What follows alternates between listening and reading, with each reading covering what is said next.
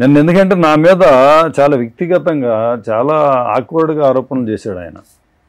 నేనేదో రౌడీ షీటర్నని, నేనేదో sand mining చేస్తాను, మర్డర్ కేసు ఉందని, చంద్రబాబు మీద రాళ్ళు వేసానని ఇవన్నీ చెప్తున్నాడు కదా. అసలు ఈయన భార్య 2013లో వైఎస్ఆర్ పార్టీ తరఫున సర్పంచ్గా గెలిచిందండి. 2013లో బావులపాడు సర్పంచ్గా వైఎస్ఆర్ పార్టీ తరఫున గెలిచిందాం. ఆమె మీద టీడీపీ తరఫున వేగుంట ఉషారాణి అని ఆమె పోటీ చేసింది. ఆమె ఓడిపోయింది, ఈయన గెలిచాడు. అయితే 2014లో టీడీపీ గవర్నమెంట్ వచ్చింది, వంశీ గారు ఎమ్మెల్యే అయ్యాడు. ఈయన ఎమ్మటే ఏం చేశాడంటే, ఈయనకి పార్టీలు మార్చడం చాలా ఈజీ. అసలు మేమేంటంటే ఓ సిద్ధాంతం కోసమో లేకపోతే ఒక పరిస్థితులకో పార్టీ మారుతాం మేము. ఆయన అట్లా కాదండి, ఆయన వ్యాపారాల కోసం పార్టీ మారుతాడు, ఒక ఊసరబొల్లిలాగా మారుతాడండి. ఆయన ఎమ్మటే వంశీ గారి దగ్గర చేరాడు.